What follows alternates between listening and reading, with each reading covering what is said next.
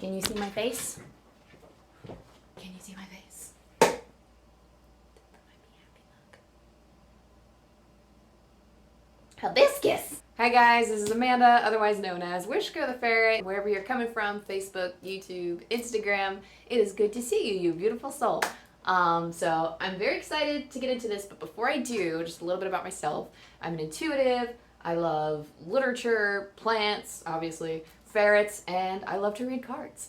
I feel a lot of spiritual energy in the room, buzzing with energy and good vibes, so I am ready to deal out all of these messages. The message for today involves, I don't know, I just heard the word struggling. So some of y'all are struggling, so what I'm going to be looking at today is what you are struggling with and different things that could guide you out of it, or how to best guide yourself to calmer waters.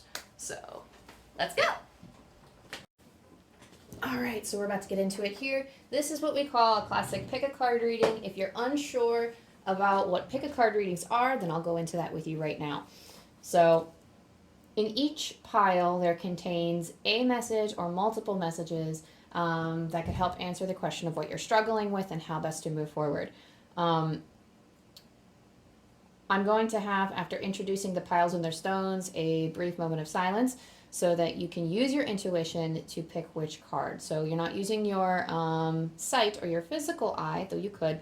You're using your intuition. So whatever feels like it resonates with you, and if that sounds kind of like a word that you can't connect with, try to see what feels right. Like if I said 2 + 2 is 4, then you know, yes, that is like the feeling that I can best associate with something that resonates with you when you know it or you feel it to be true. So 2 + 2 is 4.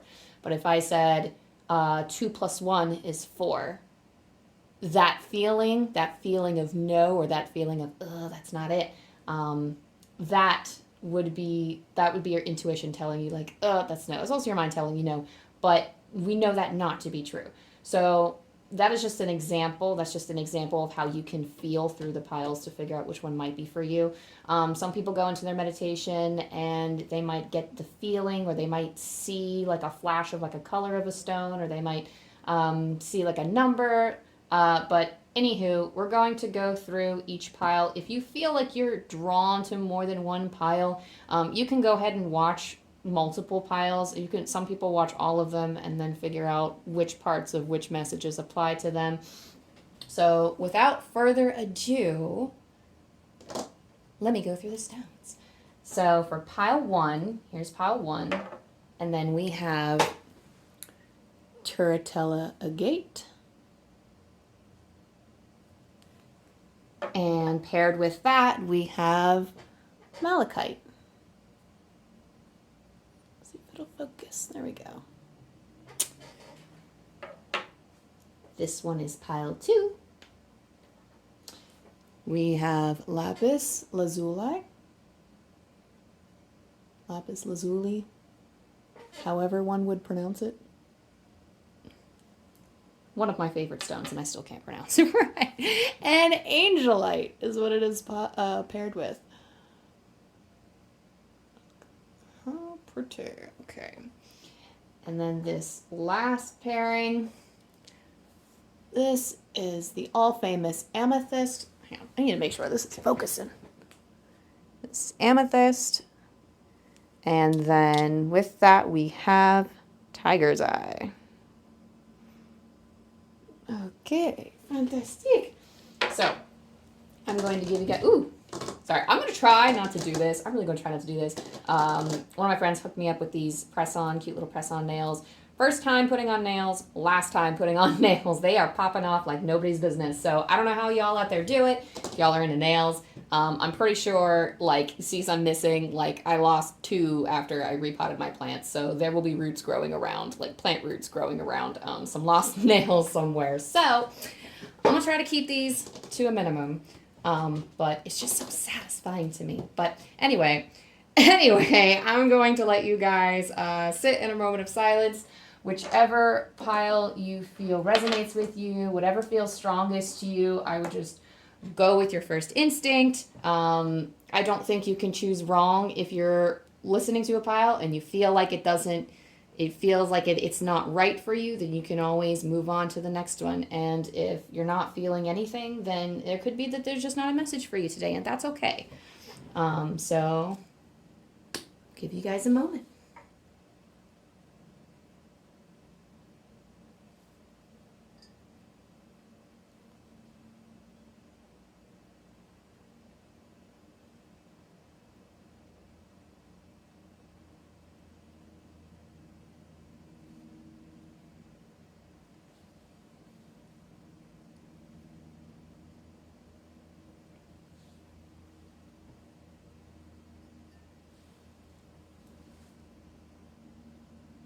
Am I in the way if I'm here? I just have to watch where my nose goes. Okay. Okay, hello, pile number 1. If this is the pile you chose, then this is your reading. This is also the stone pairing of Turritella Agate and Malachite. So for Turritella Agate, I use this stone to help connect with the energy of my ancestors. To me, I associate this stone with that past life connection, the connection of other people in the spirit world who are connected to me. And Malachite is the stone that I use for letting go, for moving on. It's like personal transformation and healing as well. So this pairing in particular has helped me break from some past generational trauma that I've been working through. This is a very good, this just combination just resonates with me personally, to help with those life lessons regarding those aspects and those repeating lessons that come again and again. So these are the only 2 cards that I pulled ahead of time for you. I'm just going to be a little bit longer reading because I'm going to be shuffling and kind of reading and feeling out which decks I need to use as we go. So for you, we have compassion. And we also have move. A rolling stone gathers no moss. So I feel like in your situation, you have been struggling with offering compassion to those around you. Maybe not offering enough compassion for yourself. And also you are being told to move. So a rolling stone gathers no moss. I feel like there's a lot of circling. I feel like there's a lot of circling around other people, and I feel like there needs to be more compassion offered for yourself in this situation. I feel like there's not enough compassion being dealt out. I feel like you are being tested in your heart chakra center right now. Heart chakra is where like our connection to the self and our connection with others reside. So I feel like for you in particular, this is a connection, your connection with yourself, your connection with others, like this energy needs to be balanced out a little bit more. You can look up like different healing modalities on YouTube. There are like different meditations you can listen to that could help the heart chakra. There are different, I guess there are like frequencies or something that you can use. You can listen to nature sounds. You can connect with nature. These kinds of things help open our heart chakra and help balance it out. Move is struggling with movement itself. So I feel like either I can't tell if some of you are being stagnant and not moving enough, or some of you are moving too much. There's too much movement, there's too much fast pace, like you're not stopping to relax and to engage with the world around you. So I'm going to see what else we can get from this. I'm going to pull the classic tarot out to help me figure out what's going on. And I'm also going to roll some astro dice to help get like a little bit more as to what's going on. Woohoo! Okay, so we have the Hermit, we have the Emperor, and we have the Two of Cups.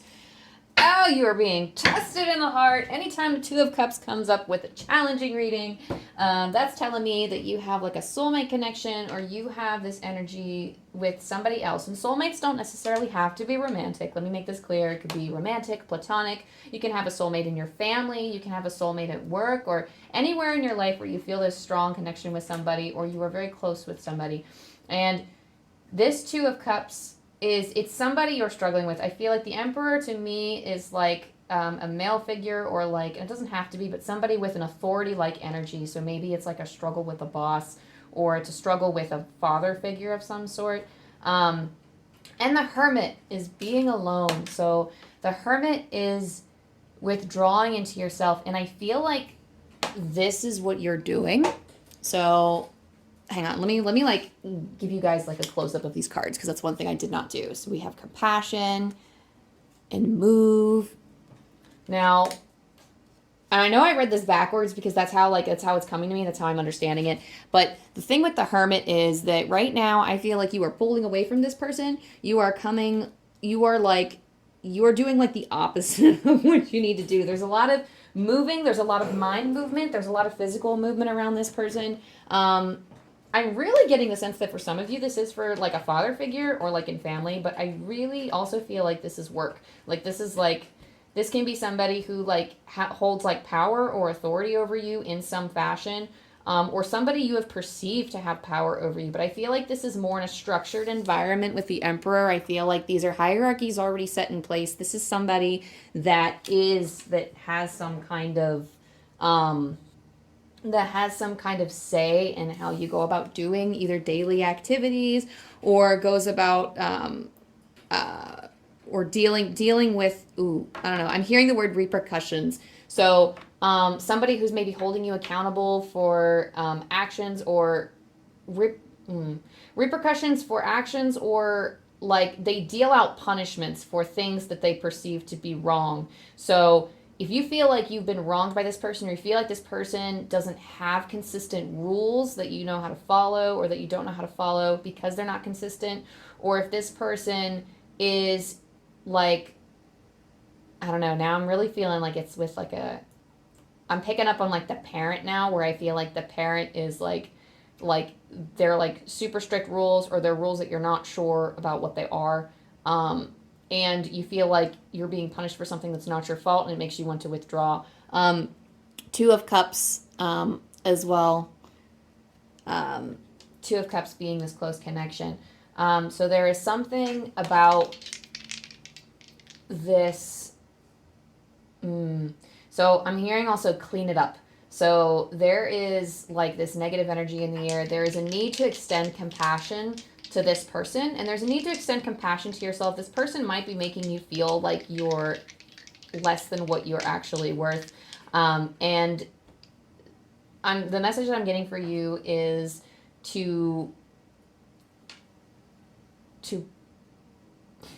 that's interesting. So you can find compassion by going within yourself.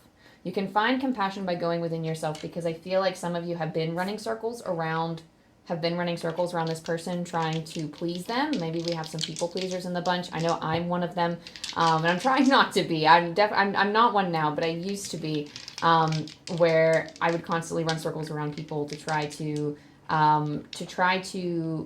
make them less angry with me. I don't know why anger is coming up, but there's some kind of anger involved, or frustration. So what your Astro dice... Oh, this is definitely family. Okay, so this is definitely family for a lot of you. For some of you, this could be work, but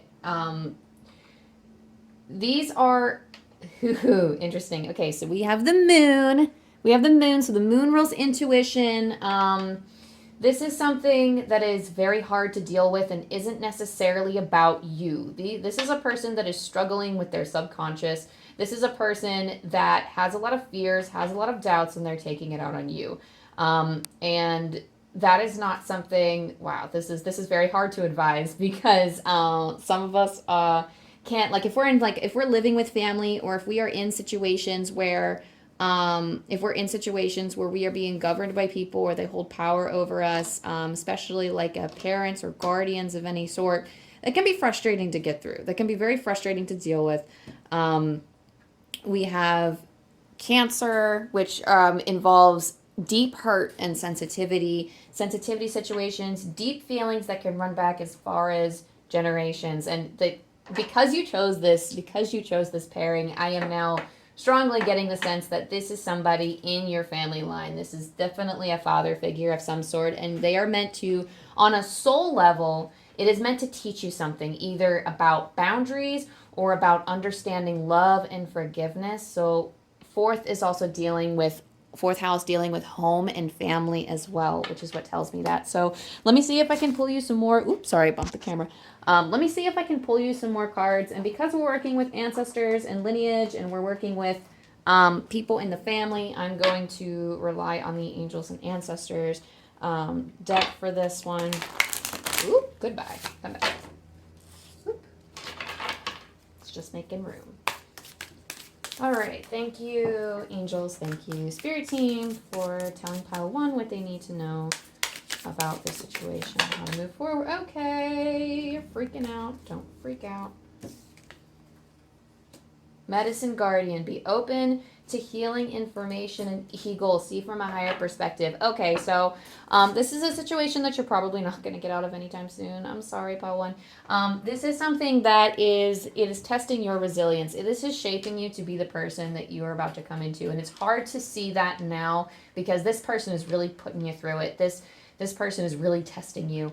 So the medicine guardian is telling you to connect with yourself and your body and your spirituality a little bit more. Be open to healing information. If it's hard to have a conversation with this person, I feel like this person is a little hard to talk to. They might be closed off. They might not be as responsive about solving things. So this is a call for you to see things from their perspective. So medicine guardian, he works to give you the insight that you need to deal with the situation. So this is something that you can meditate on. This is something that you can allow things in your life. Like if you're scrolling through, okay, so here's the thing. If you're scrolling through Facebook or social media or somewhere else, there are places where you can find shining lights of inspiration that could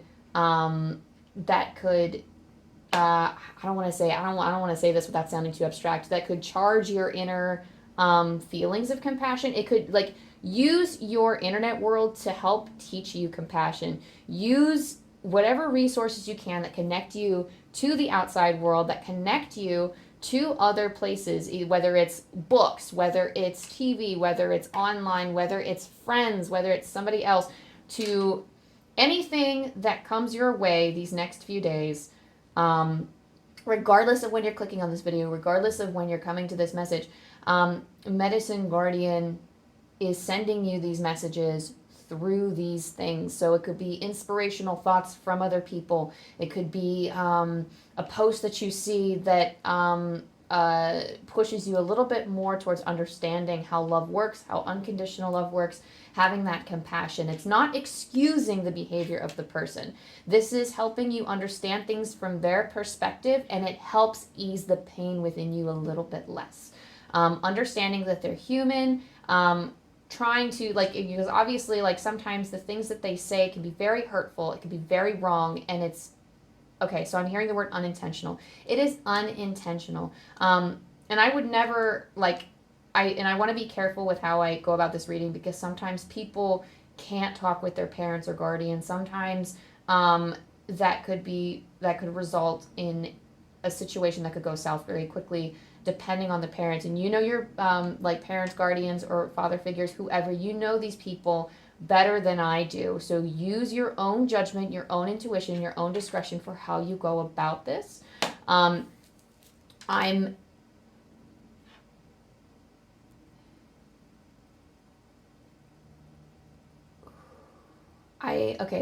I'm being told that you're a very kind soul, and that this is meant to help you. I feel like I can't help but feel like I could be talking to a younger audience.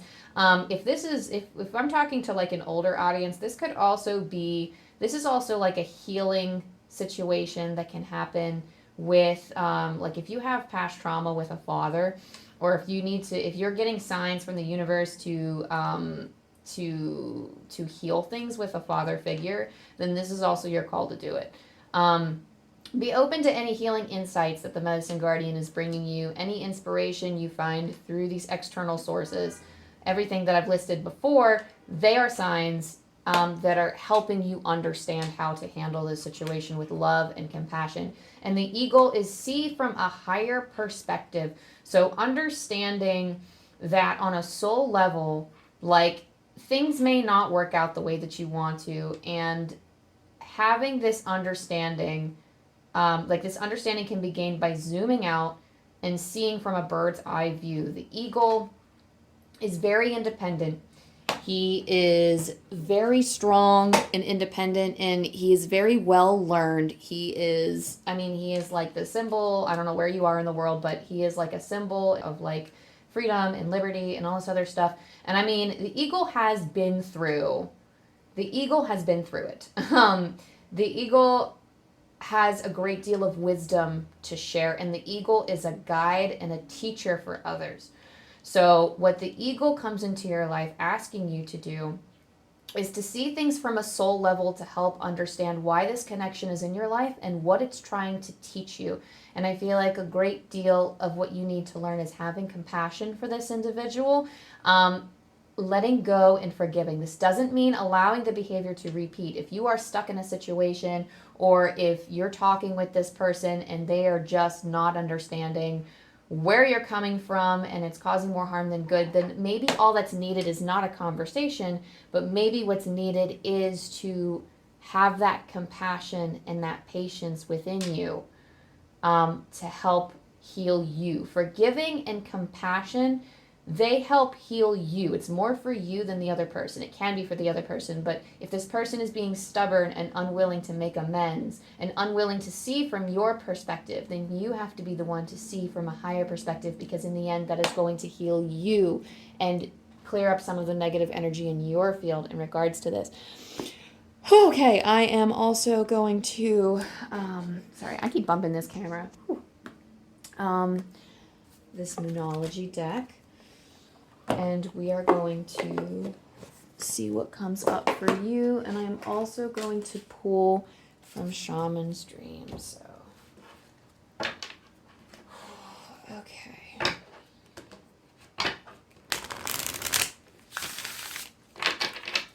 Let's see what else we have for you, pile number 1.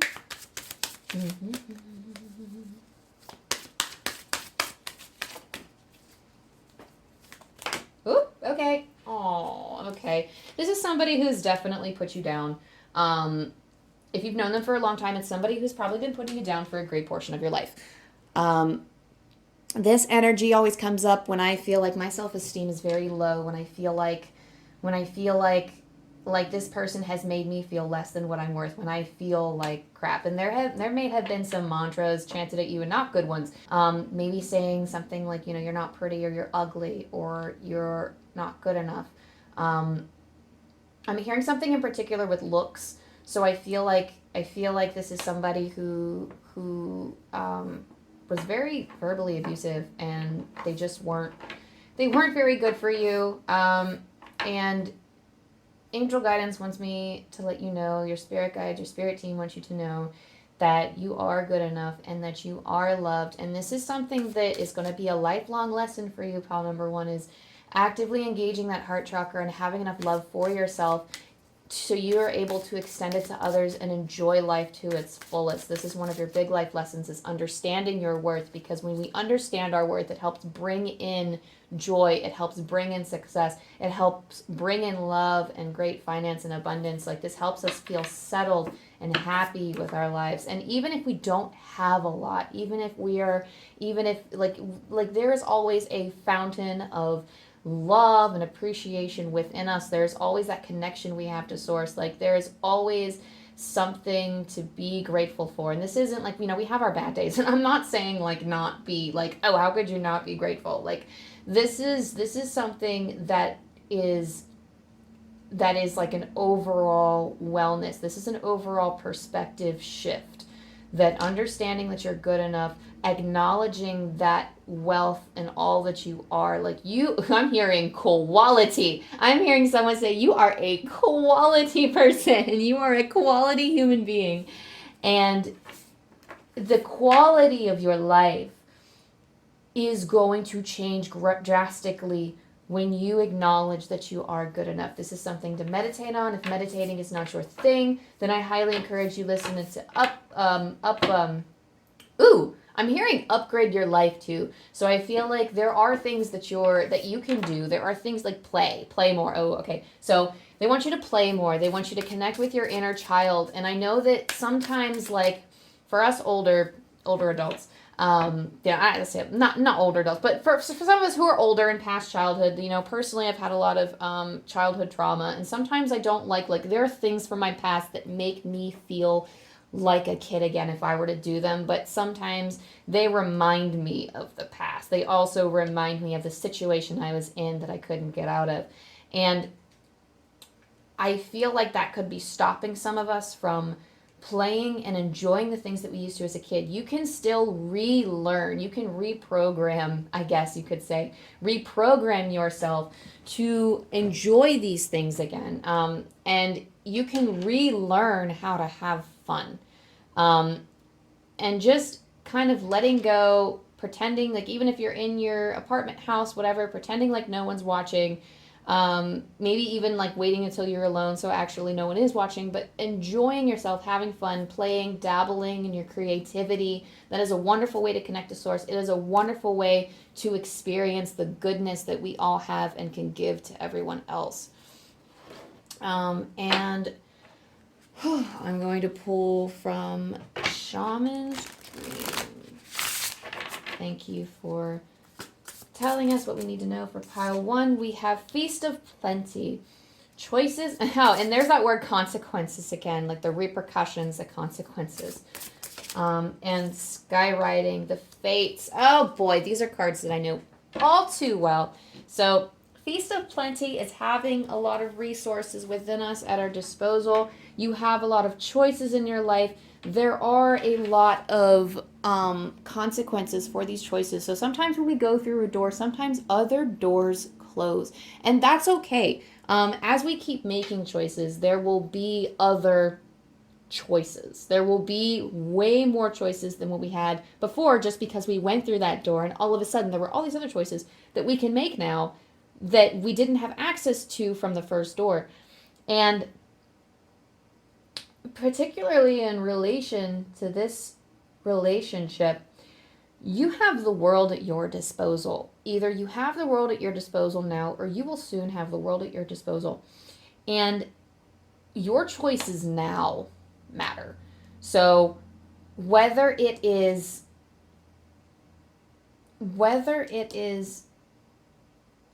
hang on.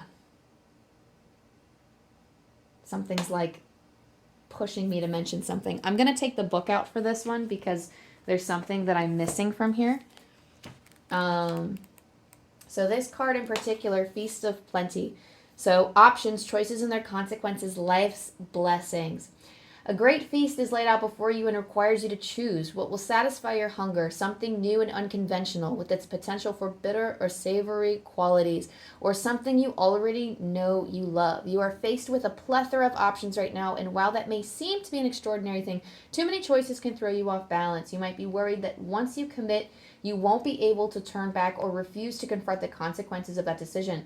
The most important thing to realize is that the feast is offering you experience. No amount of overanalyzing or strategizing will help you make the right choice now. Don't debate the right or wrongness. Instead, just choose. And the choosing is the seed of experience, and that is what is necessary now. Sour, bitter, sweet, savory. What matters is relishing the experience until you digest all that your choice is offering you right now. Only one warning, avoid the same choice if it keeps you hungry. If something doesn't feel good or does not bring you what it seemingly promised, do not choose that again. The experience will only repeat itself and you will have more than a bad taste in your mouth. The feast is yours to enjoy. You can always go back for more when you're hungry again, for life's blessings are ever available to you and calling your name. Okay, so Feast of Plenty. As we've read in the card, you do have a plethora of choices. Don't let that paralyze you. I feel like in relation to this relationship, there are options that could lead to mending, but I feel like a lot of them might not work, or you're worried that a lot of them might not work, or maybe you've tried and you're finding that they're not working. Sometimes the choice is to let go. Sometimes the choice is to hold compassion for that person in your heart and understand they are not in a spot where they can mend things with you. And sometimes the choice is to do the thing that you keep telling yourself you can't do, and that's to talk to them.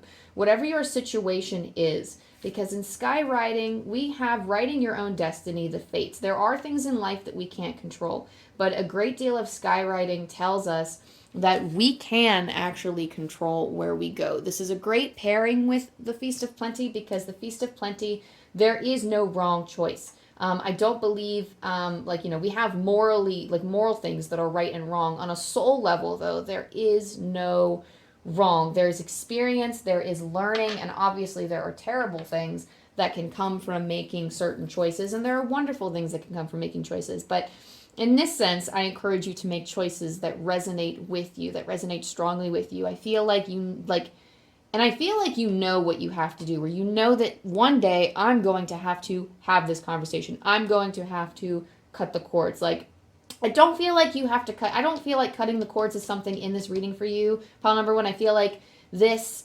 is something that you are meant to, like, this person is meant to be a guide, and maybe not the way that you think they're going to guide you.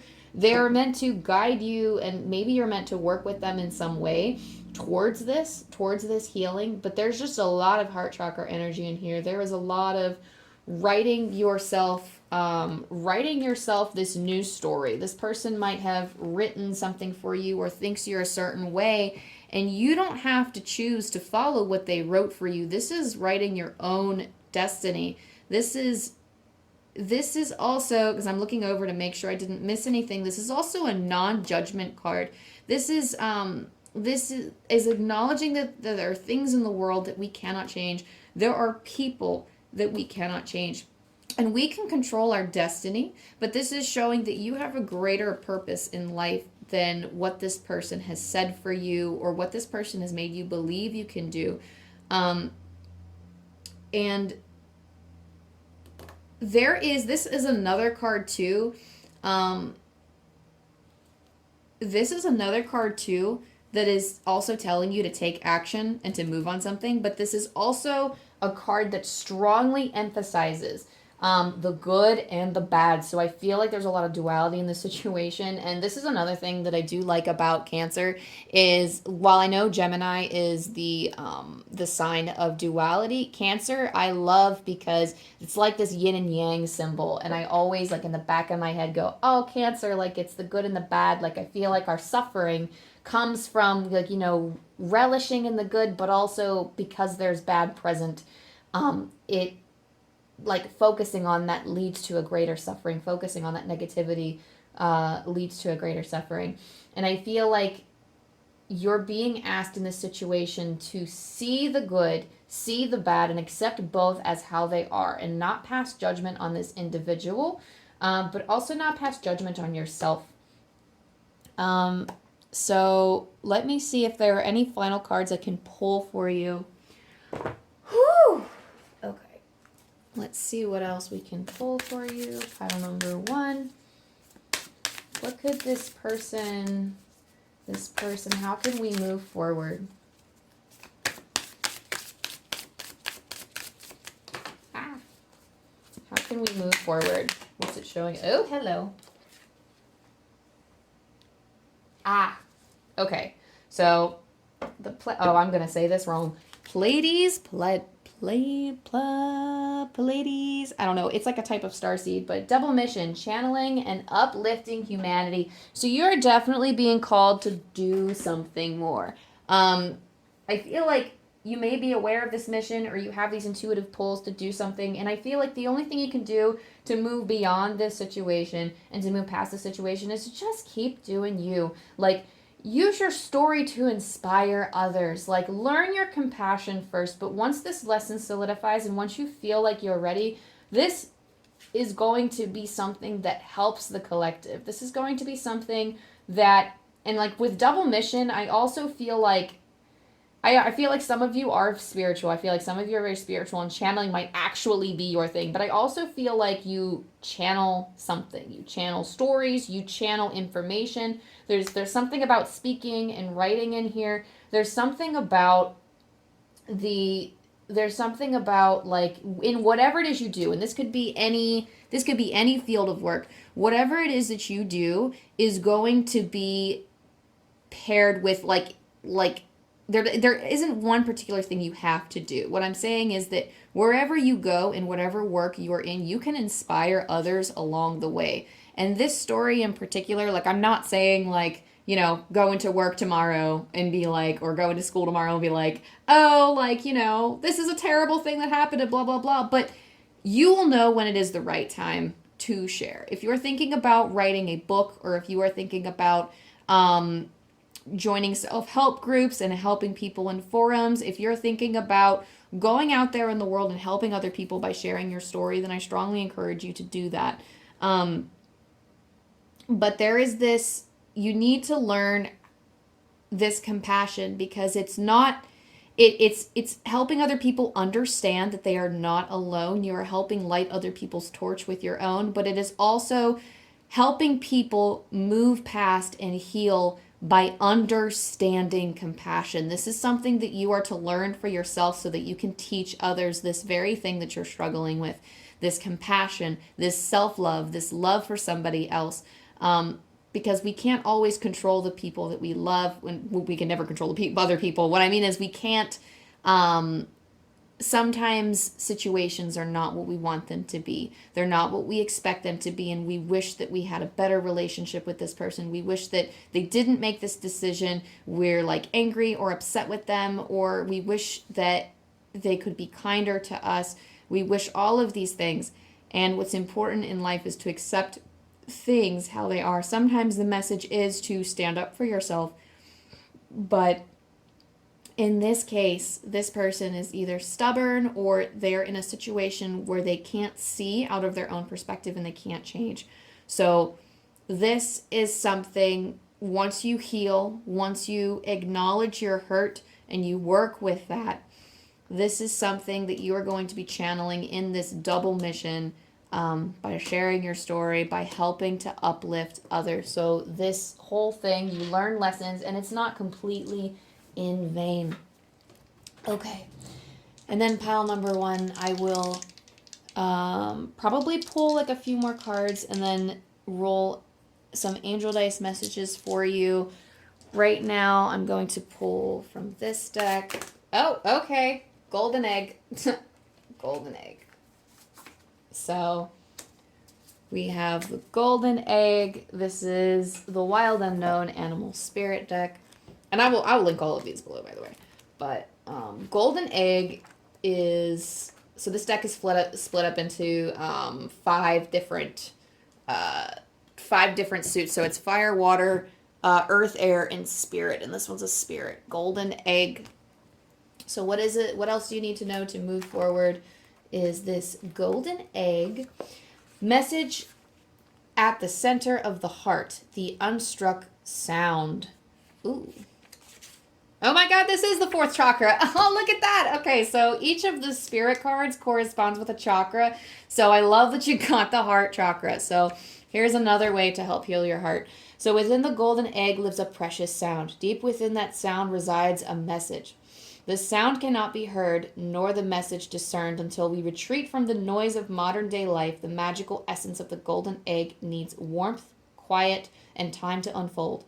No rushing, pushing, or grasping. Find a place of deep and restful ease, perhaps through yoga, nidra, or meditation. If you do not yet have a meditation practice, take some time for introspection or contemplation. So that's another thing that you can do too, because I know, like I said, meditation before a few times to help connect with the heart center. If meditation is not your thing, you can journal or you can go within and think about things like an introspection or contemplation and wait for those like divine inspirations to come in. When the mind begins to settle and the breath is calm, ask the question that weighs heaviest on your heart, staying open to any response you hear. Engaging with the energy of the golden egg is an advanced practice. It requires becoming intimate with our very essence and comfortable with vulnerability. When a feeling of tenderness or gratitude arises from deep within you, know that you are well on your way. Your chest may swell like you are seeing an old friend that's been away for a long, long time. Listen to the message they've been waiting to tell you. And then the secondary message here, the golden egg in the fourth chakra. The subtle essence of the golden egg is nestled deep within the heart center at the fourth chakra. This chakra, called Anahata, is the home of the self or soul. By bringing the mind into this center, we discover a portal to the most intimate and luminous space. It is said our inner guide sits there in deep meditation waiting for us. Anahata translates as the unstruck sound. Ooh.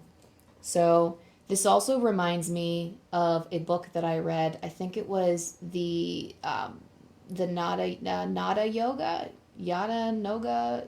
Wait, no, Nada. You know what? I'll link it below.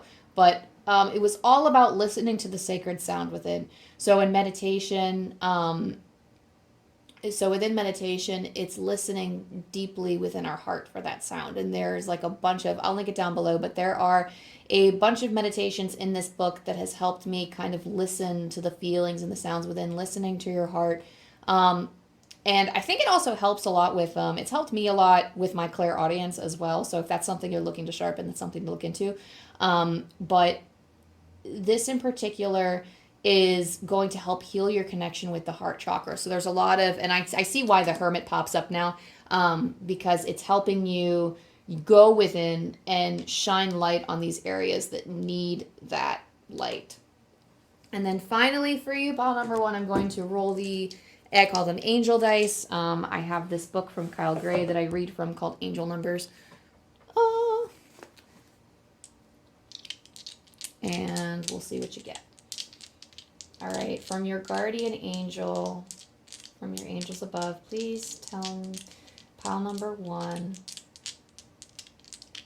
how they can best move forward, what they need to know right now in regards to this situation. 771. Oh, wow. This is no lie. This is literally like 7s and 1s. I have been getting them all day yesterday and all day today. So that is wild. 771. It's time to be honest about and track down what you really want, as you have made space for miracles to manifest. All that is needed now is your clarity. So be clear about what choice you're going to make so that angels and spirit team, whatever you believe in, whatever you're calling into your life spiritually, let them know so they can help you. Make it clear which choice you're going to pick, because that is going to help send healing energy in the areas where it's needed. So if this is you moving forward and deciding to move on, let them know, hey, you know what, I think I'm going to move on. It's okay to not know, but it's important to move forward and to not be stagnant. It's okay to go back and I don't want to say it's okay to change your mind, but I think it depends on what you choose or like what choice you're dealing with. But in this particular case, whatever choice you're struggling to make, pile number 1, just know that all that's needed is listening to yourself, tuning into your heart chakra, shining light on the areas that need it the most, tuning in and trying to find what choice you want to make. It will ring loud and true and clear in your heart whenever you are in a quiet space connecting with your intuition. And once this medicine from the medicine guardian has been delivered, it will help you see from the eagle. It will help you have this compassion for yourself and others and allow you to make the choice that is best for you and is best for everyone involved. So thank you, pile number 1. That was your reading. This has come to a close. Everything I've used is linked down below.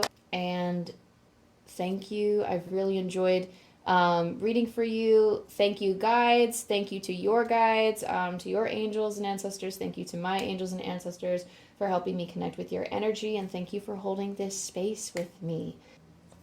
Bye. Hello, my beautiful pile number 2. If number 2 was your pile, then you would have picked this grouping of stones that is the lapis lazuli, and the angelite. Now, lapis in particular This is particularly good for the throat chakra. I use this to help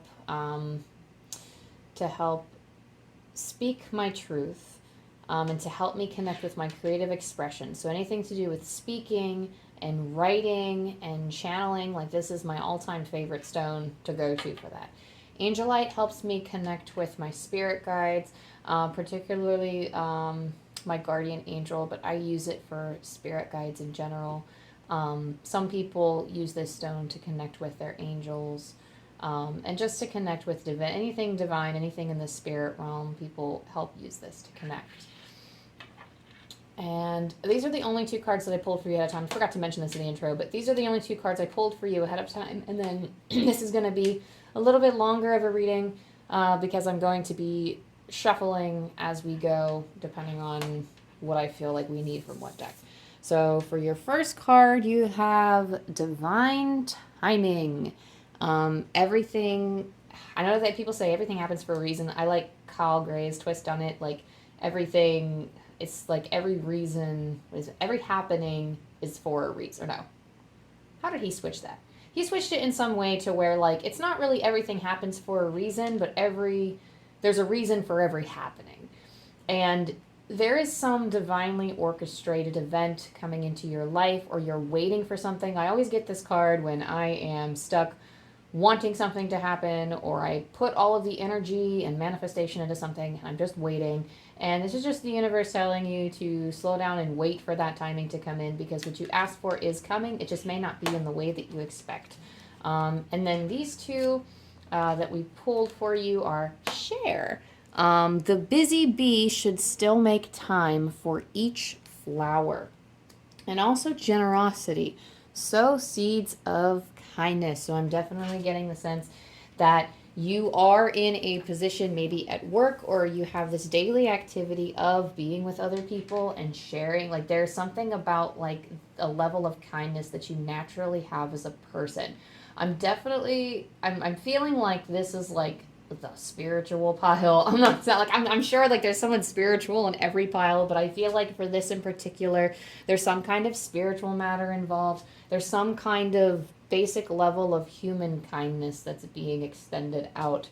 And to truly share with people, to truly share with someone, because it says the busy bee should still make time for each flower. This, I consider the share card also to be like a slow down and actually spend each time with your connection with other people and try to grow each connection and harvest that love in each connection you have. And not just like, oh, I made like this whole thing for the group. Okay, everybody take it. Okay, now I'm going to go off to the next act of kindness. Like actually spend the time to share in that moment of giving to somebody.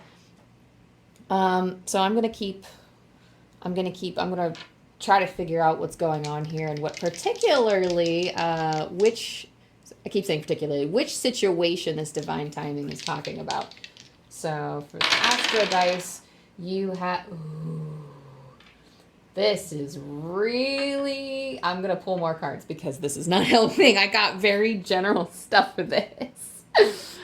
So we have the sun. So the sun is all about the self, the creation, our beliefs. The self, wait, that's not it. There we go, the sun. So the sun is all about the energy we exude, is the very start of creation. It's what we all look to in the sky when we are looking, like we help it to grow our plants, and we obviously need it to survive. The sun is all of creation. And it's the things that we create. It's the things that we manifest. Cancer, there is a lot of deep-seated feelings, deep sensitivities to this. There are very strong emotions behind whatever it is that you're trying to manifest. And the 12th house has to do with loss and abandonment and like general feelings of suffering, and also closings as well. So just to get a sense of what these energies are, I'm going to pull from this top one here.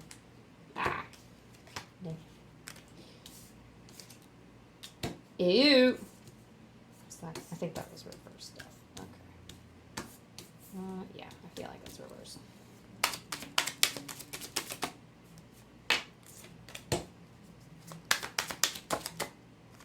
come on now. Okay. Oh, well, it ended up coming out anyway. I remember when I flipped that card over. I had the 2 of Wands in my deck earlier, or I had the 2 of Wands that I had to flip over earlier for that. But, okay, so it's meant to be there. So, this is like a new beginning that you're calling in. The Death card is about being reborn, but the reverse, it's like a second chance. It's a new lease on life. So the way that I'm reading this is not like it's not quite like a new start like on your external world, but there's something about like the transformation that's coming is more internal. There's some kind of, because like it's Eight of Swords is very keeping to yourself. It's having the blindfold on. You can't really see the way out. She has every opportunity to take the blindfold off. She is not hang on, I'm having trouble finding my words here because there's something here that I'm not getting and that I'm not picking up on. The Eight of Swords says you're holding yourself back from something. There's something that you're not seeing to the situation. There's a hang on. I'm just going to shut up until it comes to me because wow, okay. All right. It's starting to come together. Give me like another 3 seconds because like my words are not coming out for some reason and I have a feeling that I'm going to pull more cards before I put your reading together.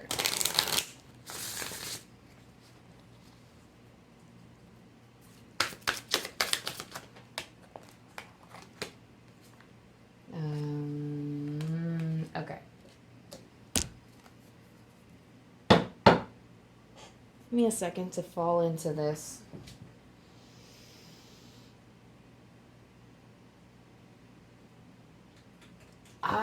Okay. Okay. So, I'm hearing that you want to reach somebody. I'm hearing that there's something, I don't know if you're like trying to mend the bonds broken from the past or if you're trying to extend your heart to somebody. This person, I don't know, keep giving, but make it a balancing act. So like, going back to the Eight of Swords, the Eight of Swords is having something, I don't know. That's not what this card means, but the only thing I'm thinking with this, the only thing that's popping up with the Eight of Swords is having something hidden from you or having something that you are not seeing. Like you have very limited perspective on this. And I know that this totally means something else in the traditional tarot, but in this situation in particular, there's something that you're not seeing. You're like, there's like limiting beliefs or there's limiting perspective on something. The Hanged Man is also changing your perspective. So whatever your beliefs are that are currently in place or whatever thought patterns you have that are currently in place, there's something that you need to change about them in order to bring about this transition. There's some kind of internal transition you have to make on your inner world. And that's really all I'm getting from this section here. There's a need. So like we have justice here. We have justice here and then we have balancing act. And balancing act is taking into consideration both sides and kind of walking that tightrope. So like in this card, she's walking that tightrope or she's having something cross that tightrope. And it's kind of, it's in unfamiliar territory and it's a balancing. And that's the same thing that justice is kind of providing is this sense of right and wrong, this sense of using very distinct judgment and discernment on whatever it is you're trying to achieve. There's something that we're mending with a person or there's a person that we're trying to reach and there's a necessity on your part to be fair and to be kind and generous because we also have the listening card. So this requires you to actually listen to the other side. This requires, I want to say listening within, but this is more of listening to the other person because Two of Wands is also having the world with you, planning. Planning. I don't know why I'm struggling with this. So like, usually, so like the stones that we have are the stones that require us, they're the stones that Dang, you all must be having trouble with your throat chakra. Like, I cannot speak in this reading. Okay, so I'm going to tell you straight right now, okay? Because Lapis is all about communication. You guys need to retreat to yourselves, and I will always say this is coming from me. Retreat to yourself first, so you can figure out what you want to say from the heart. Because this person, you are a giver by nature. You are a giver by nature. You love to give. You are naturally kind. You are naturally generous.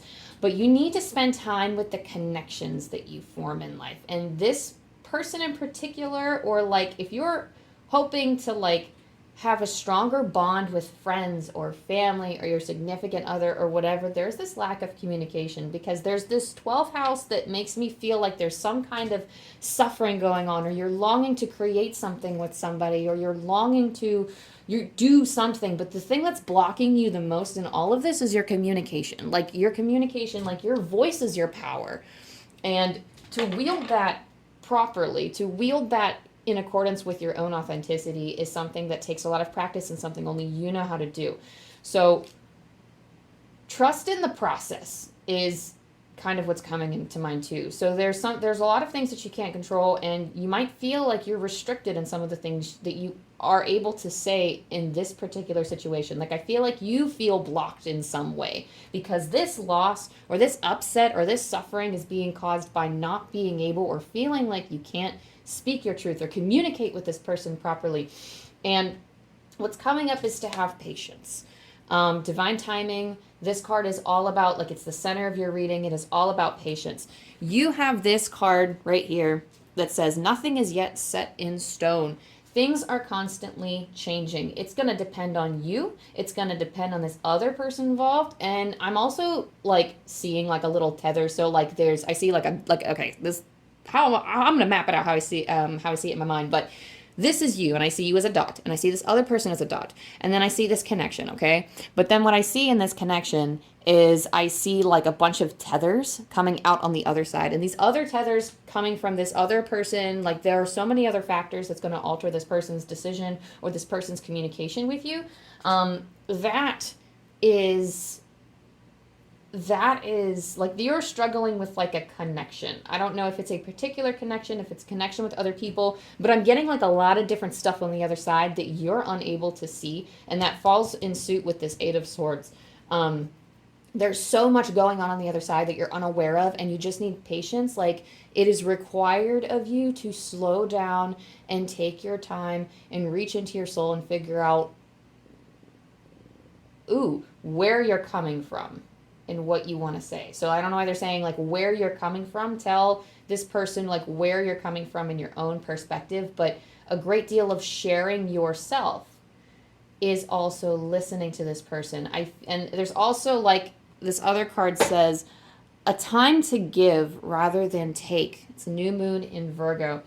And Virgo is all about, so like I always look at Virgo as like the card of self-care, and like, I don't know, I look at Virgo like balance, like having a perfect, like harmonious life. Not perfect, but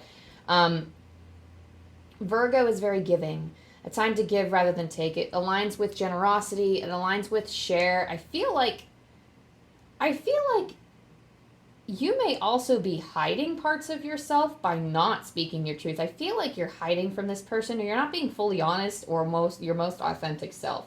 The Two of Wands is a place you can go. You have the whole world at your fingertips here. You have endless possibilities waiting for you to explore, but what's holding you back is this lack of communication. It is like, oh God, how do I want to say this? You're like I don't want to say you're like a cold person or like you're cut off, but this, like some people, like you're just, it seems like there's just a wall up. Like I'm starting to feel like you just need to open up to this particular person or this particular people in order to be seen and fully understood.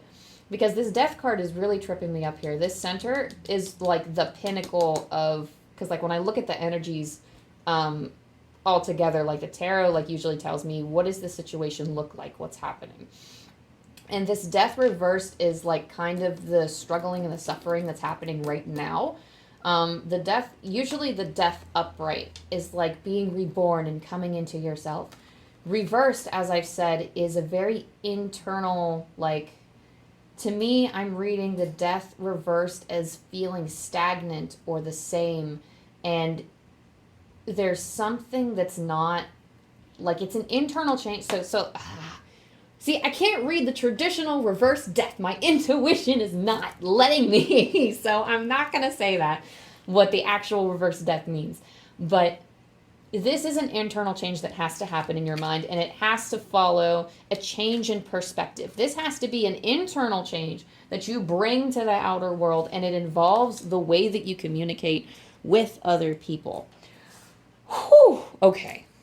That was what I had to say about that. Let's see. This is the wild unknown animal spirit. So we'll see who wants to jump out and offer its advice to you. Ooh, ho, ho, ho. Okay. All right. Okay. So we have. So we have two magnificent creatures for you. We have the lizard, which I will read for. Oh, snap! You have the dragon too. That's so funny because I actually heard dragon before this reading. Like way before this reading when it was a thought. And I was like, oh, I should put out like the different animals, and I felt like it wasn't necessary. But you have, oh yes, you have reptile energy in here. You also have the bee. So I'm gonna read the lizard and the bee first because those are the two that made themselves known to me first, and you have the dragon in the middle. I'm definitely feeling like you're a little bit on the colder end, and this reading's trying to tell you, like Spirit's trying to tell you to warm up a little bit and harness your connections with other people. Balance it between yourself. Balance it between giving attention to yourself and giving attention to other people, because it's almost like people don't know you well enough, or this person or whatever you're trying to achieve. It's like this other person they don't know you well enough. They can't see you. And maybe that's not something that you meant to happen, but maybe you come across as cold, and maybe all that's required of you is to show some vulnerability and share. I'm sorry, I'm having trouble finding this lizard right now. Okay. So lizard is instinctual, sensitive to the subtle, and a dreamer. See, I told you guys are a little sensitive, and that might also be why you're a little bit quiet too, or a little bit on the reserved end. So the lizard is an expert in the realm of sensory perception. As if it has a sixth sense, the lizard hears what is yet to be spoken and sees what is yet to manifest. Although this is an amazing gift, it can easily wear the lizard down. Big crowds, lots of travel, or overstimulation will drain a lizard of their magical essence. This card is an indication to pull back from the bright lights in big city and return to the inner artist who's been whispering your name. So when in balance, it is artistic, or you can be artistic, telepathic, spiritual. When out of balance, you can be elusive, non-committal, or flaky. And to bring into balance a creative project. Let us come up to the bee. Where is the bee? Where is the bee? There we go. Earnest, hardworking, and democratic. The bee personality is the bee personality is a delight to be around, especially when there's a team project on the horizon. Bees love to work steadily and thoughtfully until the final task is complete. They are sensitive creatures, aware of many subtleties at once. Ha ha! So is the lizard. Since they're artists at heart, like the lizard, they usually add creative details to the overall vision. For the most part, they have bustling, joyous personalities until they're too tired from all the work. Then they gripe, and then sting. When in balance, they're content, active, and vibrant. When out of balance, they are overworked and annoyed. And to bring into balance, a mini vacation. And the dragon. The dragon is a spirit card. So there are 5 suits in this deck. There is fire, earth, air, water, and spirit, indicated by that little circle above. So this, I believe, is fire. The lizard is fire. The bee is air. And the dragon is spirit. Oh, look how pretty. So dragon is seeing one's most true self, balancing the ego. The dragon sees everything. Its essence has been with us since before our first breath and will be there at our last. It watches us navigate the external world as well as our inner world. When dragon energy is awakened, we are courageous, visionary, and can easily drop into witness consciousness. It is almost as if we're traveling with a great friend inside of ourselves.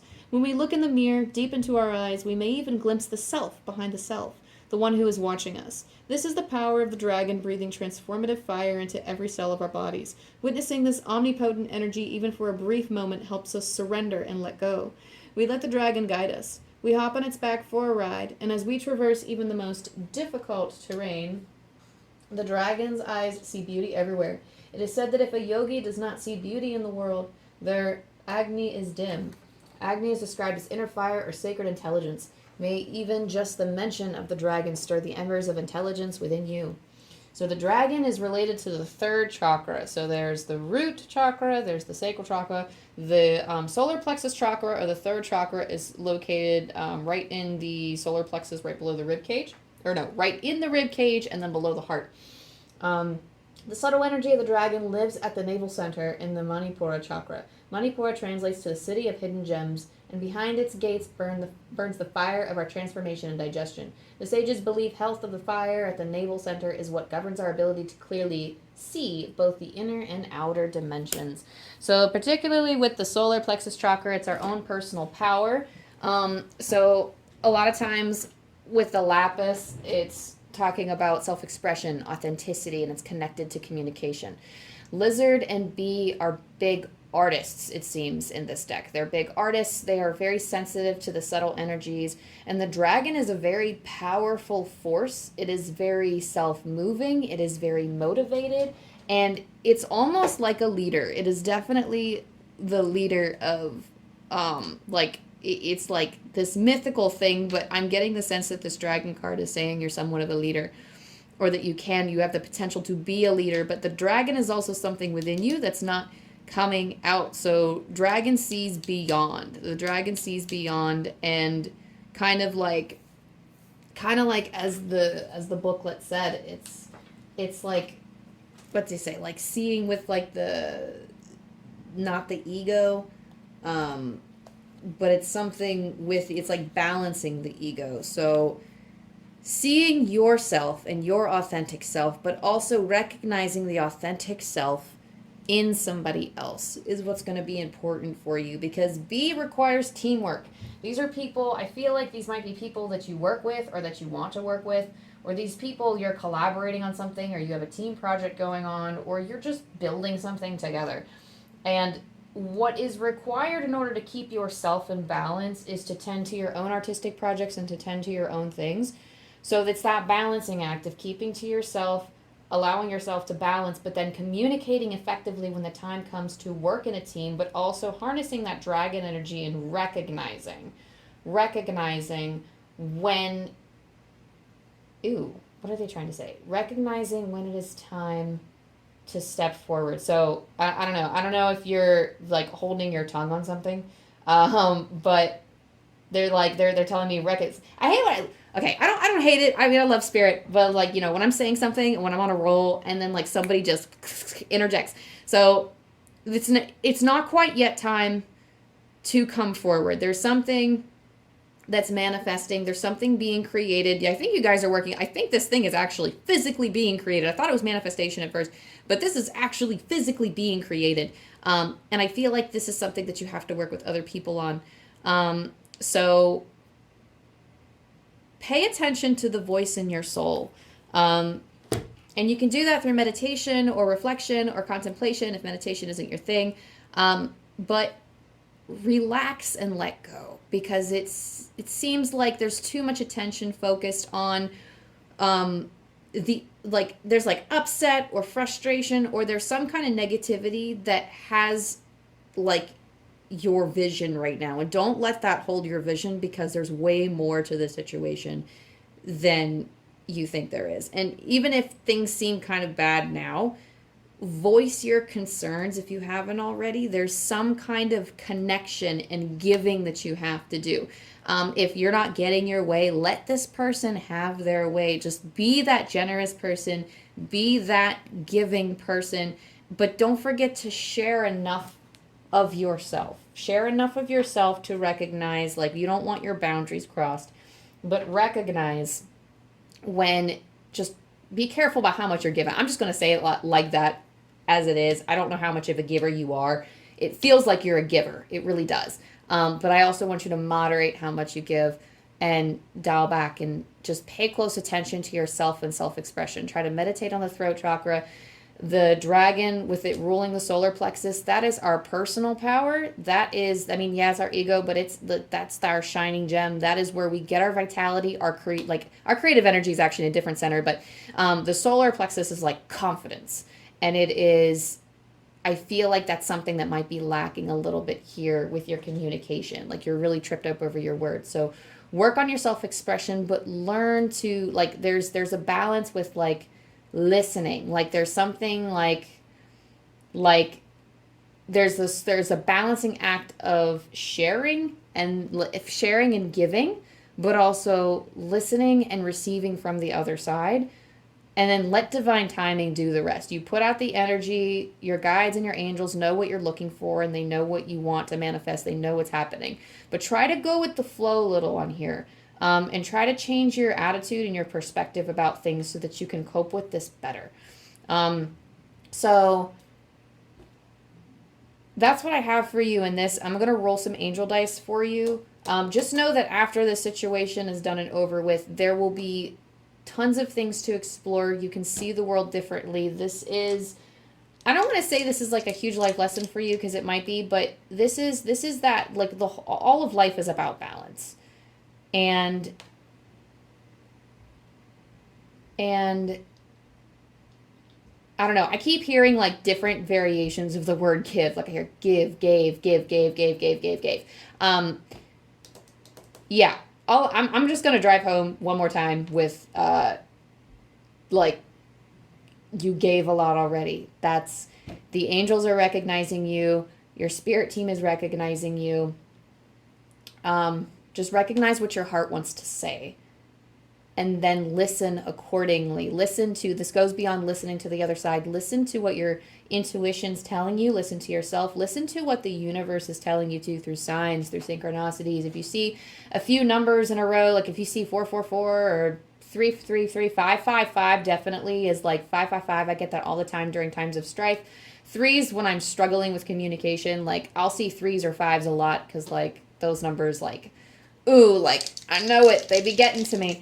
So those are like, notice what you're thinking around the times where those numbers pop up, or when these synchronicities pop up, and notice your frustrations. Take a moment, breathe, come back to yourself, and take note of what your intuition is trying to tell you in relation to this situation. And the last thing that the angels want to say, ooh, 384. Okay, and I use, where did that book go? Oh, here we go. It's underneath some decks. That's why I can't see it. So I actually, with these, I call them angel dice because I use them for the angel numbers book. This is an angel numbers book by Kyle Gray. And it has like numbers 0 to 999 on it. And I just gave it a roll. So 384. You are an earth angel, and you are being encouraged to find joy and contentment through service. Oh, be willing to help others. Okay, all right. So, okay, and there's something else that's coming in too, and there's something that's kind of clicking in my own intuition here, but you might have actually given a lot, but I feel like you might be giving to the wrong sources. You need to watch how much you deal out with your giving, because there's like, you might be giving to situations or things like needs. Okay, someone's saying needs, things that are needs to be met. So I feel like maybe you take care of children, or that you take care of like your own needs, or maybe it's like a huge struggle for you, because 12th house is also the house of like depression and mental struggles. It comes up a lot when I'm dealing with my own depression. So dealing with these things and being open to people and being willing to give, even though, yes, like we give and we give and we give, and we feel like we constantly give to the world, but just watch where you're giving and try to moderate your giving, because there is a joy. There is a joy that you can feel from giving to others. Just try to give to the avenues that really make your heart sing. Ooh, I'm feeling a lot of love in my chest right now. I'm trying to see if there's anything else that I need to share with beautiful pile number 2.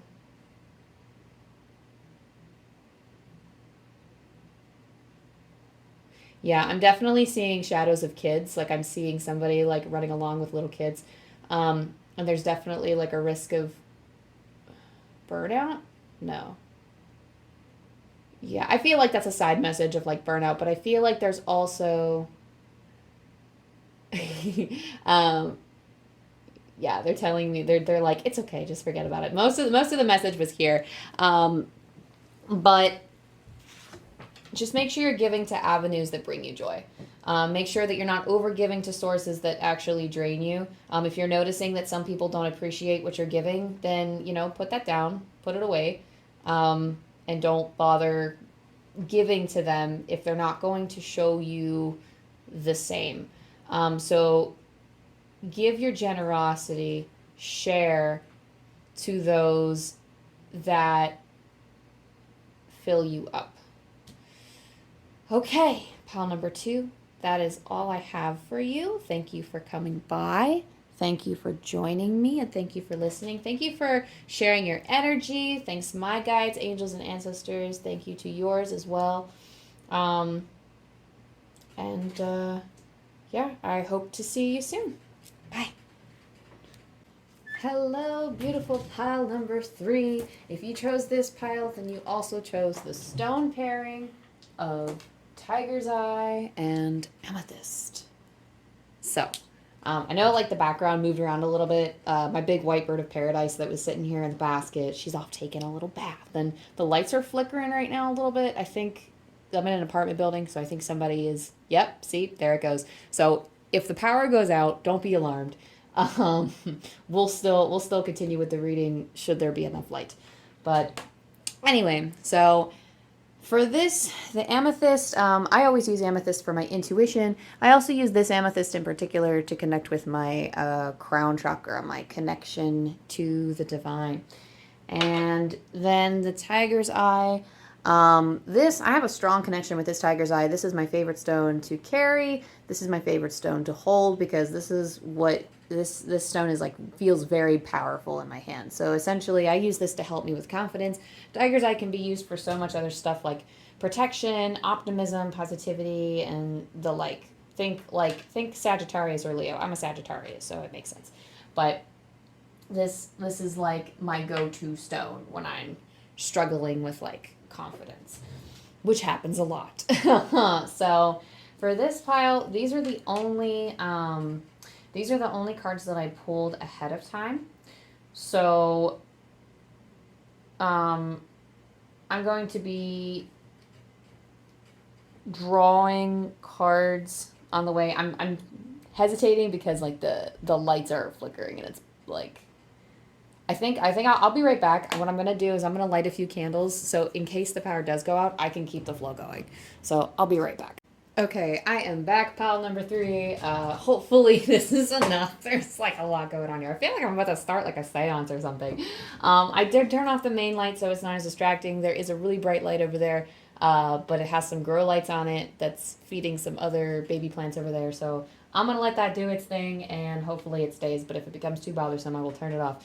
So anyway, back to your reading. And all this fire around makes me feel like you're like a fire sign. I mean, I'm a fire sign, but because it's Tiger's Eye and because there's all this flame around, you might have very strong fire placements, or like the people that we're going to look into are strong fire placements. Oh my gosh. Okay. All right. Signs and reminders. If you are looking for signs that you're on the right track, synchronicities just like this tend to happen. So the fact that Tiger's Eye is a firestone, the fact that, like, I felt compelled to light so many candles, fire, very important, or that it's lining up. And also, and I mean, this does not feel like a stretch. Bloom is like about plants, but bloom and attract more than butterflies, which are, all on this card as well. So I feel like butterflies are important to you. I don't know, there's something about fire in this reading that's striking me, because I don't know if y'all ever watched the Winx Club, but every time I view this card, I think of Bloom from the Winx, and she was like the fire fairy in something. I think she was a fairy. I don't know. But there are like many different ways to connect things in your life. And I think that you have the gift of being able to connect these signs and reminders together to be able to understand. It's like your own, it's like when we see triple numbers, or when we see things like butterflies, or when we see things like feathers, angel wings, when we see, I don't know, sometimes it's like something off the wall, like, I don't know, like a flamingo, or we see like a certain kind of leaf out in nature, and we just know that these things that pop up in our lives are not coincidences, and that they are messages from loved ones on the other side. They are messages from your angels and spirit team telling you that you are on the right track. And there is something that you are creating right now that is blooming. Like, you as a person are on your way to blooming. Like, the struggle for you is trying to formulate your own language and recognize the signs. So just try to pay more attention and be more aware. What I'm going to do is I'm going to try to get more context and figure out where exactly this is going, or what this is talking about. And I'll roll some dice for you as well. So tell me, spirit team, angels, what's going on? Ah. Oh, oop. Sorry, my ferrets are waking up and doing their ferrety thing. They're like, Mom's talking, it's time to wake up soon. So they're making noises, don't mind them. Oh, hello. Okay, there we go. Ooh, we got swords, and we got all kinds of stuff in here. We do have Queen of Swords and Ace of Swords coming up twice. Let me roll the Astro dice really quick so I can make sure I'm getting a strong picture of what's going on. Okay. Ooh, okay. This is so like, I feel like you guys are a little sensitive in terms of like sensing spiritual things, because we do see, so first we have the moon. The moon is intuitive. It deals with subconscious. It deals with dreams. But the moon for this is intuition. So using your intuition to just like to pick up these signs and reminders to show that you're on the right path. This one is Libra, the scales. Libra is balancing. It's dealing with, so like for here in particular, because we have the ninth house, I'm also feeling like that this has to do with like, I don't want to say habits, but it's that balancing act with life. So it's trying to manage things. I don't want to say maybe you're a manager, or maybe you're running things, or maybe there's something in your life that you're in control of, but you're feeling quickly out of control for some of you. The ninth house deals with education. So, some of you might be teachers or in a teaching role. Some of you might also be looking for teaching, or like looking for some kind of instruction, or looking for classes.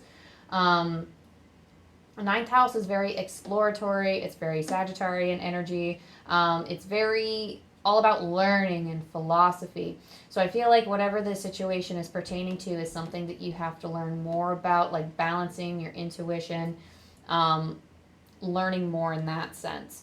So first we have the Three of Cups. And the Three of Cups is often indicating some kind of a celebration.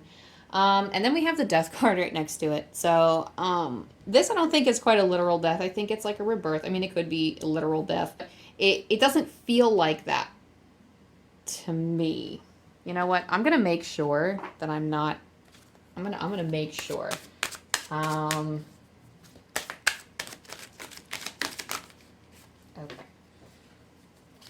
Some of these cards are trying to come out too. Ooh, hello. Let me see, because the Three of Cups is talking about a celebration that you're having with more than one person. So maybe you're about to celebrate something. Oh, interesting. Okay.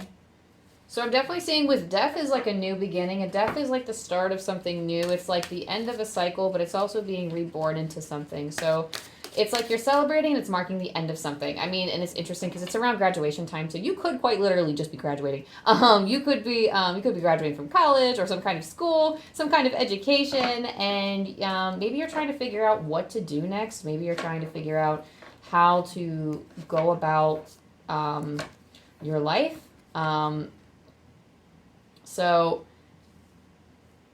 with this celebration comes like a rebirth. So something is coming to an end. The Queen of Swords is about the Queen of Swords here. I'm getting the sense that you need to use your mind and start directing it somewhere. Picking a direction and a focus. And this is beyond, like, even if it doesn't pertain to, I mean, you could quite literally be just out of school and not knowing what to do. Or it could mean that you're trying to find school. You're trying to find schooling, or you want to pursue school and you don't know what to study, or you don't know what to do next. But the Queen of Swords is asking you to find focus. She's very swift in her judgments, but she's very, I don't know, selective. I don't know why that word's coming to me. She's very selective. You may be the type of person to have a lot of interests. You may be the type of person that struggles to figure out what to pursue. You may be the type of person... No. All I'm getting is focus with the Queen of Swords. There's something you have to focus your attention on.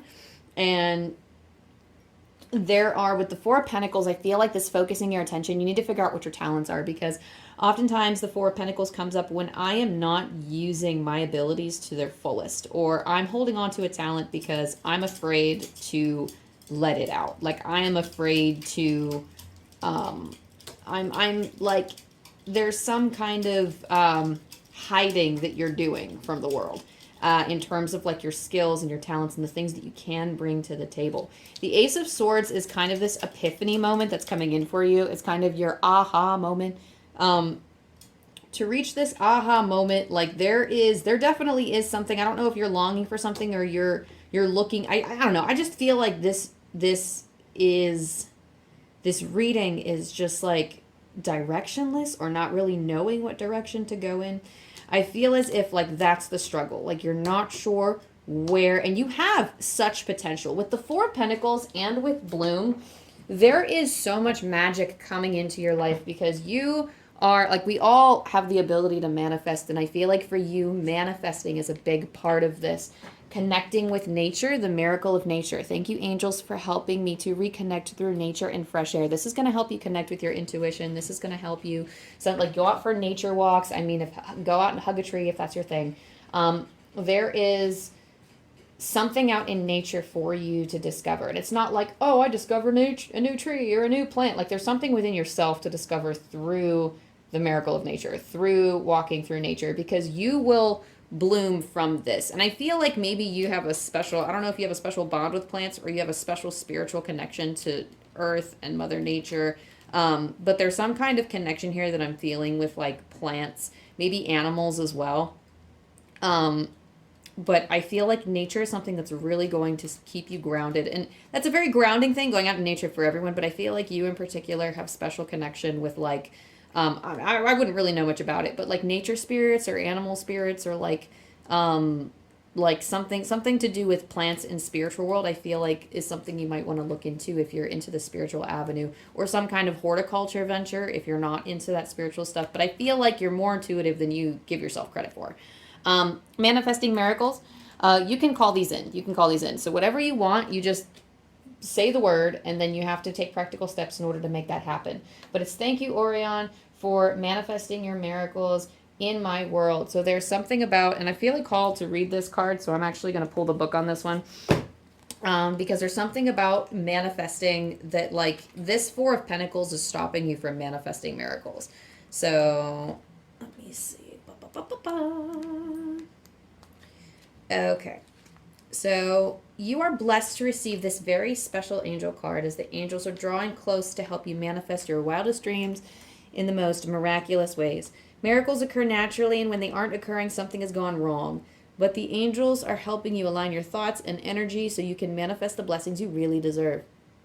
You are a magician, and you have been handed the power and energy to create the life you deserve. Whatever you believe to be true is created. Belief made manifest. The angels want you to know that the life you want is here and that you are in the perfect place and space to create it. You are filled with the infinite energy of the cosmos, so allow this energy to manifest blessings in your life. What do you want to happen next? As long as it's a love-filled thought, create it now. Orion is one of the newer archangels offering their support to heaven. He helps us connect to all that is and reminds us that we are one with everyone and everything in the entire universe. An angel of the cosmos, his energy reminds me of wishing on a star as he helps us create the most magnificent events in our lives. In order to invoke Orion's energy, visualize yourself surrounded by stars and know that you're connected to the whole universe. So it is through these, I feel like you're being guided by these signs and reminders. Follow the butterflies, follow these signs that mean something in particular to you, because that's going to help your manifesting abilities. If you haven't already, I would look very much into manifestation, because I feel like some of you, I guess there are like 5 different types of human designs, and I don't know much about it, but I'm feeling called to tell you that some of you might be manifestors, so I would look into that as well. And I would also just look into the manifestation process in general, because knowing those steps and understanding how that works is going to help propel you in a direction and help you understand on an intuition level which direction you're headed to. Because something is kind of requiring your focus now, and you're not, it's like focusing on particular skills and assets that you can bring to the table. So there's something that you're not, how do I want to say, there's something that could be sharpened more. There's something that could be brought to light that could greatly benefit people. So let me see what else I can get for you. And I don't know why. I think I'm just going to pull dragons. I'm going to have to pull the book on it too. But since we have all of this fire... Oh, and look, see, another nail popped off. See, this is... I'm telling y'all, these nails are just there. It is not... Like, they are not with me right now. Like... That is not it for me. I will not be putting on nails again. But, ooh, whoa, whoa, whoa. Oh, of course. So we have different elements of dragons in this deck. So you have Lilac Fire Dragon. Transmutes through the power of divine love. Open up to transcendent love and enlightenment. Purity of heart brings peace, hope, and joy. Oh, what a beautiful dragon. I'm gonna like skim through the book and see if there's any messages that pop out that I feel like I have to give you. This other one is Magenta Dragon. I love how they're all pink too. Pink, red, warm colors. Magenta Dragon enables you to bring forward your soul wisdom, awaken your soul memories and higher spiritual understanding. Prepare for accelerated ascension. Woo! Okay, so you're about to open some serious doors to soul wisdom here, and you're about to take some lessons on in love. So with the Death card, there is some transmuting involved. Take some of that old and figure out what you could do to make, what can it do? How can it serve you in your life? Think of ways that you can transmute it into the most loving of forms. Take those lessons with you, because they're going to help you. They've helped mold you into the person that you are. So I'm going to skim through, what is this? The Lilac Okay. Okay, so this is, I'm going to look up the magenta real quick, because I have been pulling nothing but 5th dimensional dragons. Oh, of course. So they're both 5th dimensional dragons. And what 5th dimensional is always telling me is that there is major change happening right now for you. There is a big shift that's happening, like from one stage of life to the next. Or it's like you're shifting jobs, or you're shifting from school to job, or you're shifting schools even, or there's something that is shifting big time. And the 5th dimensional dragons pop up when we are feeling our most scattered. Maybe not weak, but this is when things feel the most unsettling. I'm noticing a lot of like 3 energy and 5 energy throughout these readings, and 3 energy for me isn't necessary, and these aren't bad, but 5th is always about change and intention setting and needing a focus. And 3s are about communication. So I don't really get a lot of communication stuff here for this reading, though the Queen of Swords and the Ace of Swords indicate that you already have a very strong mind. I feel like you're like an intellectual, you're somebody who is you're academically great. Like you have a sharp mind, you have the ability to make observations and analyze and do things with like the analytical mind, and I feel like that is one of your strengths. You could be a very good communicator. There's something about there's just something like for these, I feel like it's just something about a sharp mind that you can use. So specifically the fire dragon, both these dragons are 5th dimensional. The lilac fire dragon. So these dragons are 5th dimensional. However, they can reach up into the 9th dimension to access the awesome lilac fire of Source, which is a new energy recently graced to Earth.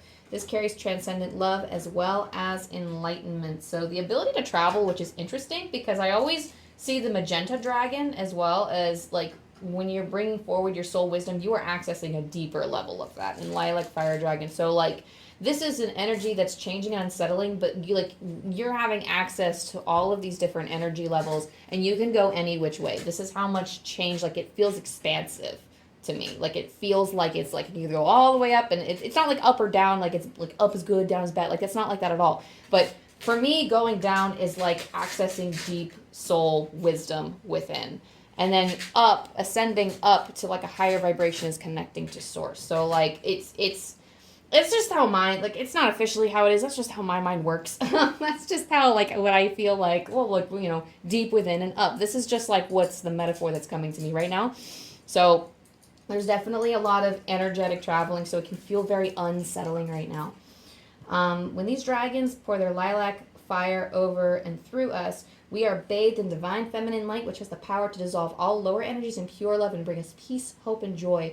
It also bathes us in the higher divine feminine qualities of wisdom, agape, and oneness. Having this energy in our aura may even allow us to experience bliss and ecstasy. So then there's like a lot of guidance as to how you can call forth this dragon. If you would like to sit with this dragon, you may. Just call it. I don't know if dragon energy is something you can work with. I know I work with dragon energy sometimes, and it always feels like there's some kind of like a flame in my throat or some kind of energy that comes up within, like it's like between the heart and the throat. There's always like that burning feeling, and it's a little bit stronger than like angel energy to me, but it's definitely a presence that can be worked with. And I don't think I've heard of a lot of people working with dragon energy, but essentially, if you would like to imagine something like a lilac dragon, like a lilac fire dragon coming to you, this exercise details how you can. So it's like you can call it in, ask it to touch you as it approaches, breathe in the divine love and sense the lilac fire enveloping you. And this will enable you to let go of the old easily, calmly, and graciously. Notice particularly how you feel when this dragon touches you and sense the purity of the love that it radiates. So like when I feel love, I feel it in my chest. I feel the strong heart chakra pulsating. So I feel like because of your connection with nature, this is something that you will easily be able to connect with should you connect with this energy. You can ask this dragon to remain with you to help anchor you.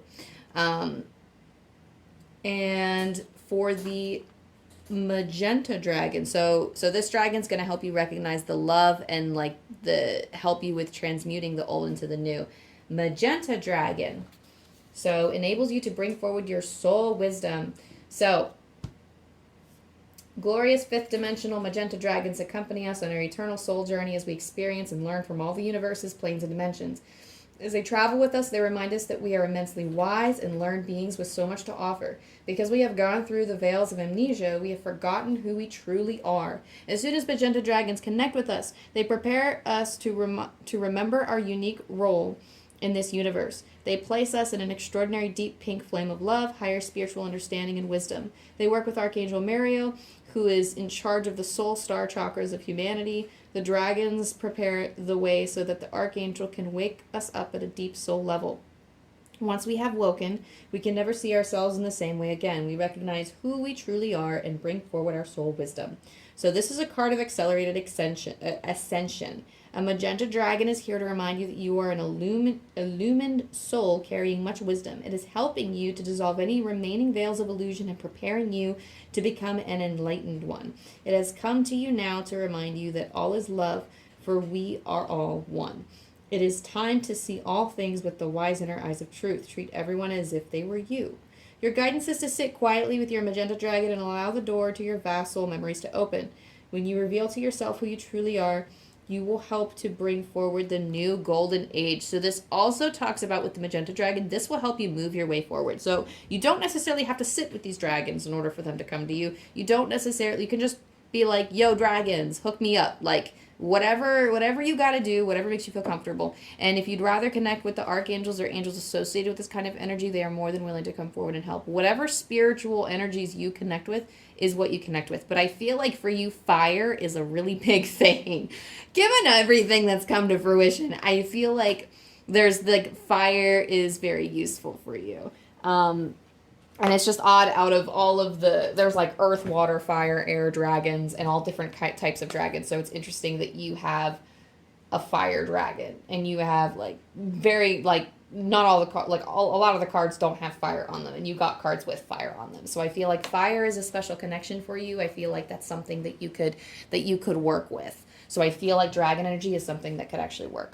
And I'm going to pull one more card, and then I will roll some angel dice for you as to what you are, or rather, how can you move on from this lack of direction or this feeling not connected. I just dropped everything. Oh my god!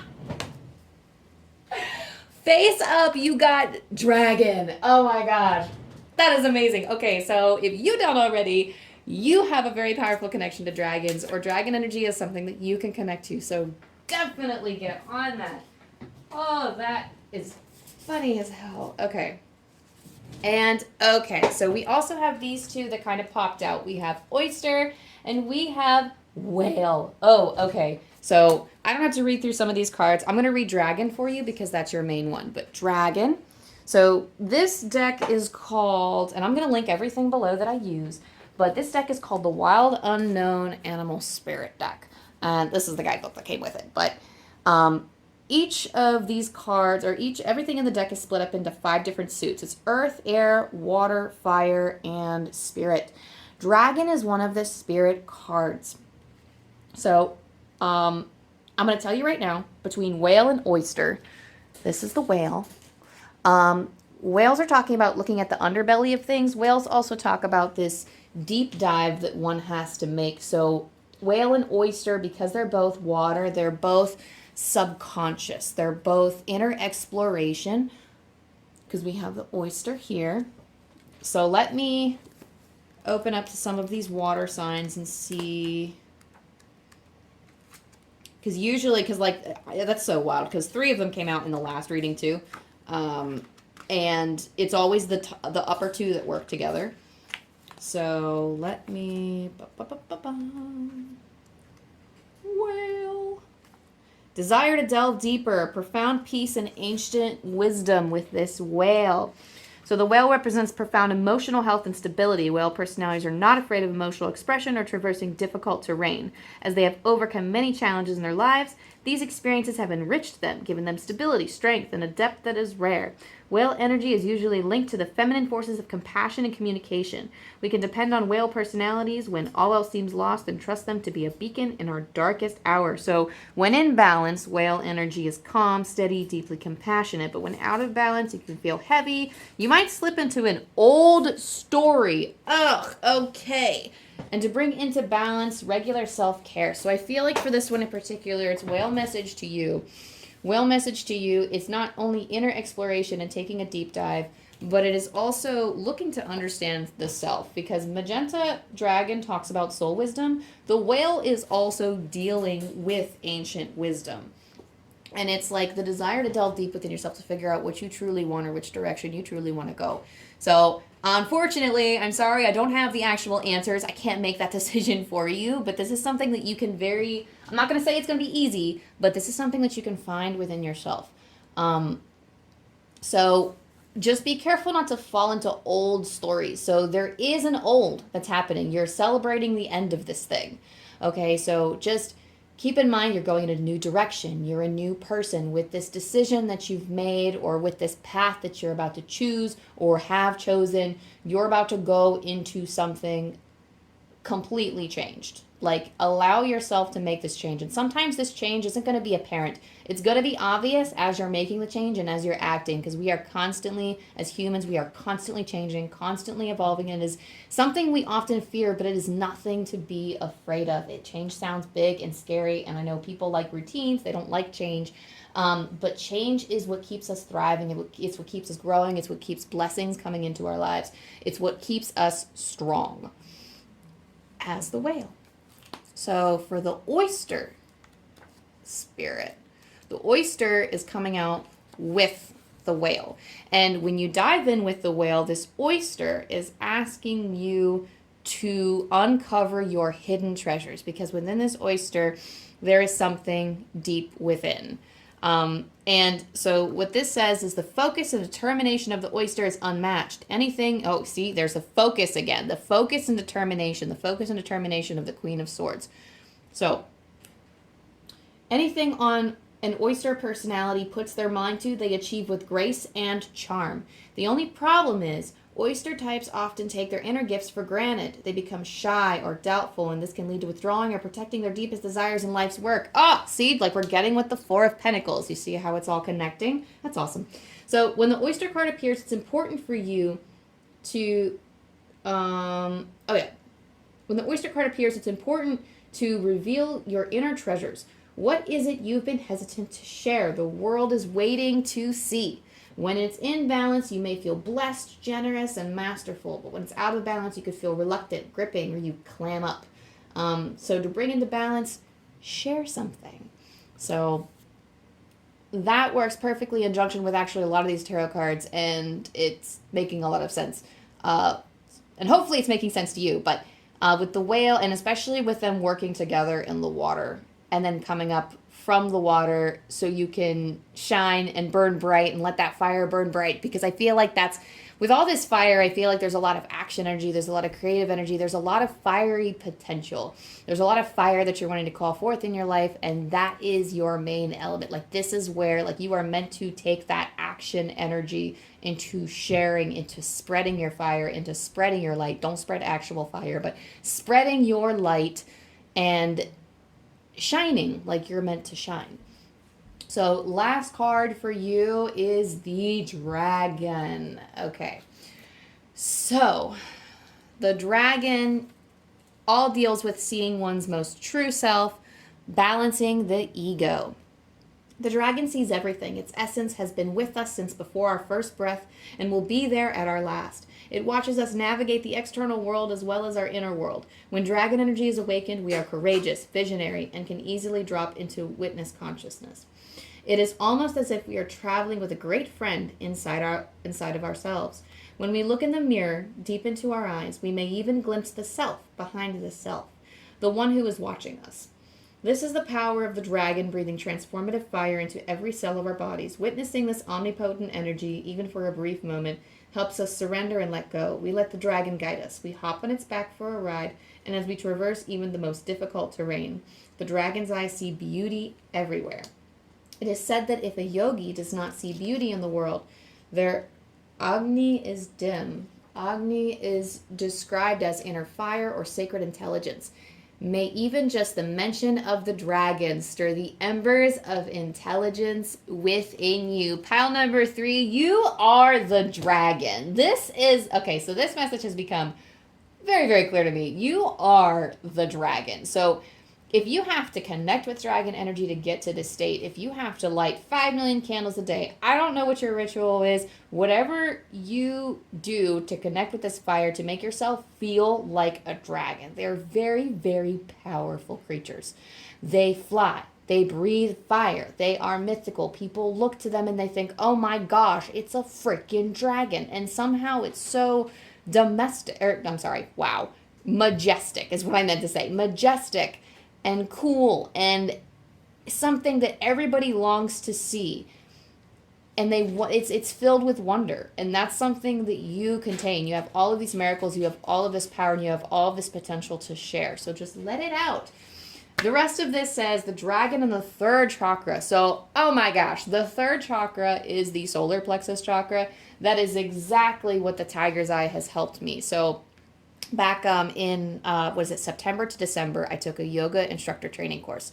We were all assigned a chakra to work on throughout our course as we learned to be yoga teachers. And mine was the solar plexus chakra. So that stone in particular, the tiger's eye, helped build confidence, which is ruled by the solar plexus chakra, the third chakra.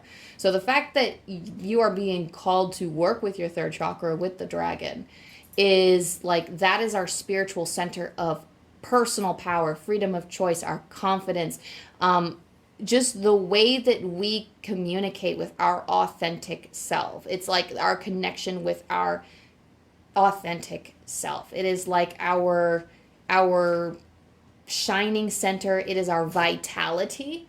It is literally the fire of our bodies. So the subtle energy of the dragon lives at the navel center in the Manipura chakra. Manipura translates to the city of hidden gems, and behind its gates burns the fire of our transformation and digestion. The sages believe health of the fire at the navel center is what governs our ability to clearly see both the inner and outer dimensions. Okay, so that was the last bit of that. So connect with your dragon, be the dragon. So the last thing that I'm going to do for you, pile number 3, is I'm going to roll some angel dice. So I use this to connect with angels. This is can just be general divine guidance if that's not what you connect with. But I'm going to ask that pile number 3's angels, their spirit team, their guardian angel, I guess at this point they're dragons. What would you like to say to pile number 3? 160. And I actually use this book from Kyle Gray, Angel Numbers.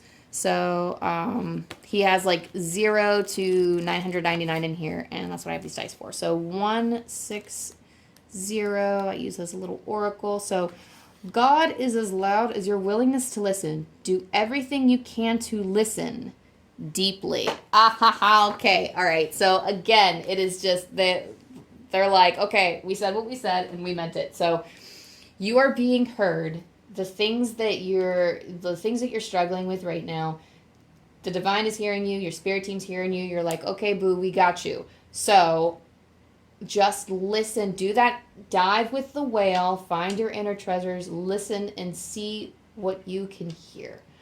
Yeah,